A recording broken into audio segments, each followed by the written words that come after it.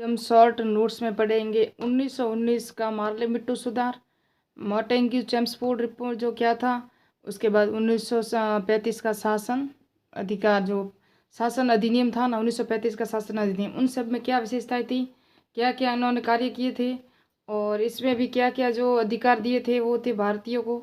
और यहाँ भी कौन कौन से अनुच्छेद, कौन सी अनुसूचियाँ, प्रांतों में दैत्य शासन कब हुआ, केंद्र में कब हुआ और कितनी अनुसूचियाँ थी, किस किस की जो संघीय न्यायालय की स्थापना हुई थी, और ब्रह्मा को म्यांमार को जो अलग किया गया था, अखिल भारतीय संघ की स्थापना, वो नेक्स्ट पूरा वीडियो हम देखेंगे। तो स्टार्ट करते हैं। पहले मार्ले, जो मार्ले कौन थे, राज्य सचिव थे 1909 के अधिनियम में। फिर उन मिट्टो कौन थे, यहाँ वायसराय थे। फूट डालो राज करो का जो सिद्धांत दिया था वो किन्होंने दिया था, मार्ले मिट्टू सुधार में। प्रत्यक्ष निर्वाचन पद्धति भी कहाँ दी थी उन्होंने, मार्ले मिट्टू सुधार में। सांप्रदायिकता का जनक किसको कहा जाता है, मिट्टू मार्ले को कहा जाता है सांप्रदायिक का जनक। मार्ले ने क्या कहा था, मार्ले ने कहा था, ये परिभाषा कई बार एग्जाम में पूछी गई है कि हम नागदंत के बो रहे हैं, नागदंत बो रहे हैं, जिनकी सब फसल है ना बहुत कड़वी हो गई। ये एक पत्र लिखे इन्होंने मिट्टू को कहा था। किन्होंने कहा था, मार्ले ने कहा था। और मार्ले कौन थे, यहाँ के राज्य सचिव थे। और मिट्टू कौन थे, वायसराय थे। उसके बाद हम देखेंगे 1909 का शासन अधिनियम। तो अब बढ़ रहे हैं 1919 अधिनियम। मोंटेग्यू चेम्सफोर्ड सुधार है। राज्य सचिव कौन थे, मोंटेग्यू थे। वायसराय कौन थे, चेम्सफोर्ड थे। यहाँ राज्य सचिव कौन थे, ये देख सकते हो, मार्ले थे। तो यहाँ कौन थे, मोंटेग्यू थे। यहाँ वायसराय चेम्सफोर्ड थे। तो यहाँ कौन थे, मिट्टो थे। तो ईसाई सिख को पृथक निर्वाचन देने का कार्य भी किन्होंने किया था, अभी 1919 के अधिनियम में कहा था। लेकिन जबकि 1909 में मुसलमानों को पृथक निर्वाचन और फूट डालो राज करो की नीति भी इन्होंने कहा था। जहाँ पाकिस्तान का जो क्षेत्र था वहाँ उन्होंने कहा सिर्फ मुस्लिम ही खड़े हो सकते हैं चुनाव में, बाकी नहीं हो सकते। लेकिन इसके अंदर उन्होंने कहा सिखाई, ईसाई और सिख को भी पृथक निर्वाचन मिलना चाहिए। तो ये और सांप्रदायिकता को बढ़ावा देने का कार्य किया था मोंटेग्यू चेम्सफोर्ड ने। और महिला को वोट देने का अधिकार भी इसी अधिनियम के तहत दिया गया। राज्यों में द्वैत शासन को, राज्यों में है ना, केंद्र में नहीं, राज्यों में द्वैत शासन लागू करने किया गया। किसने किया था, मोंटेग्यू चेम्सफोर्ड ने। पहले राज्यों को उन्होंने अपने अधीन में किया, बाद में केंद्र को करेंगे। और राज्यों को दो विषय दिए गए, एक तो संरक्षित विषय, एक हस्तांतरित विषय। तो संरक्षित विषय थे ना, उसके अंदर विदेशी जो मुद्रा है, करेंसी है, वगैरह वगैरह जो जो भी था, तो ये सब इसके अंदर था, वो गवर्नर के अधीन में थी। बाकी कपड़े का व्यापार है, छोटे मोटे व्यापार थे, वो राज्यों के अधीन में थे। तो यहाँ भी इन्होंने अपना शासन अपने हाथ में ही रखा था। लेकिन जो 1765 में बंगाल में रॉबर्ट क्लाइव था ना, उसने सर्वप्रथम बंगाल में द्वैत शासन स्थापना की थी। तो बंगाल में द्वैत शासन किसने लगाया था, तो रॉबर्ट क्लाइव ने लगाया था। और उसके बाद समाप्त किसने किया था, तो कॉर्टियर, 1772 में कॉर्टियर ने इसको समाप्त किया था।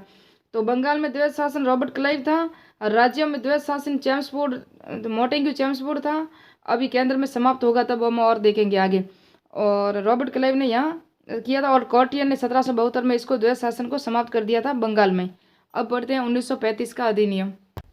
1935 का अधिनियम है ना, यहाँ म्यांमार वर्तमान नाम में पहले ब्रह्मा था, इसको भारत से अलग कर दिया गया 1935 के शासन अधिनियम से। फिर 321 इसके अंदर अनुच्छेद थे, 10 अनुसूचियाँ थी। और अखिल भारतीय संघ की स्थापना, ये RS परी में आया हुआ है, 2016 में आया था कि अखिल भारतीय संघ की स्थापना किस अधिनियम के तहत हुई थी, तो 1935 के शासन अधिनियम के तहत हुई थी। और मार्ले मिट्टो और मोंटेग्यू चेम्सफोर्ड, एक तो महिलाओं को वोट देने का अधिकार और राज्य में द्वैत शासन। और ये दो परीक्षा में प्रश्न हमेशा आते हैं। यहाँ सांप्रदायिकता का जनक है। और हम नागदत्त बो रहे हैं, दंत बो रहे हैं, और जिसकी फसल बहुत कड़वी होगी, ये भी आ चुका है। तो ये वेरी इंपॉर्टेंट है, यहाँ से 1% 100% आएगा। तो प्रांतों में द्वैत शासन समाप्त किया गया। पहले प्रांतों में द्वैत शासन लगा कब था, 1919 के मोंटेग्यू चेम्सफोर्ड में लगा था, लेकिन 1935 में इसको समाप्त किया गया। अब केंद्र में लागू किया गया। केंद्र में 3 अनुसूचियाँ बनाई गई। तो अनुसूचियाँ कौन कौन सी थी, परिसंघ था, प्रांतीय सूची थी, संवर्ती सूची थी, ये तीनों थी। परिसंघ तो वापस गवर्नर जनरल के अंडर में ही था। अवशिष्ट शक्तियाँ है ना, ये वायसराय के अंडर में थी, ये भी, क्योंकि ये बड़ी बड़ी शक्तियाँ थी। और संघीय न्यायालय की स्थापना भी इसी के तहत हुई थी 1935 के अधिनियम में, जिसका जहाँ एक तो होता था मुख्य न्यायाधीश, 2 होते थे अन्य न्यायाधीश, और इस सब की जो कार्य होता था और अंतिम फैसला है ना, वो लंदन में होता था। कहाँ होता था, लंदन के सब जो होगा वही, जो लंदन की जो सरकार जो कहेगी वही होगा। लेकिन भारत के पास इसका कोई नहीं था। भारत परिषद का अंत क्या हुआ, यहाँ अंत हो गया 1935 में, भारत परिषद का अंत भी हो गया था। फिर ब्रिटिश संसद की सर्वोच्चता थी। ब्रिटिश संसद की क्या सर्वोच्चता थी, तो प्रांत और केंद्र थे ना, जहाँ भी कुछ नियम होते थे, जैसे कि प्रांतों में क्या थे, विधानमंडल थे, और केंद्र में क्या थे, व्यवस्थापिकाएं थी। तो व्यवस्थापिकाएं जो कार्यपालिका उनका कार्य था ना, वो दोनों का अंतिम निर्णय था ना, वो भी ब्रिटिश संसद करती थी, और वो भी लंदन में होता था। अंतिम निर्णय कहाँ होता था, लंदन में होता था। तो ये भी किस अधिनियम में था, 1935 के शासन अधिनियम में था। उसके बाद क्या हुआ, अदन को था ना इंग्लैंड के अधीन कर दिया, अदन था ना उसको इंग्लैंड के अधीन कर दिया, बरार को मध्य प्रांत में शामिल कर दिया, और म्यांमार बर्मा को भारत से अलग कर दिया गया।